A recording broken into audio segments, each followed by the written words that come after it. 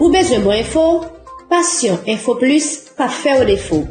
Politique, kilti, social, interview et même divertissement. Tout dans Passion Info Plus.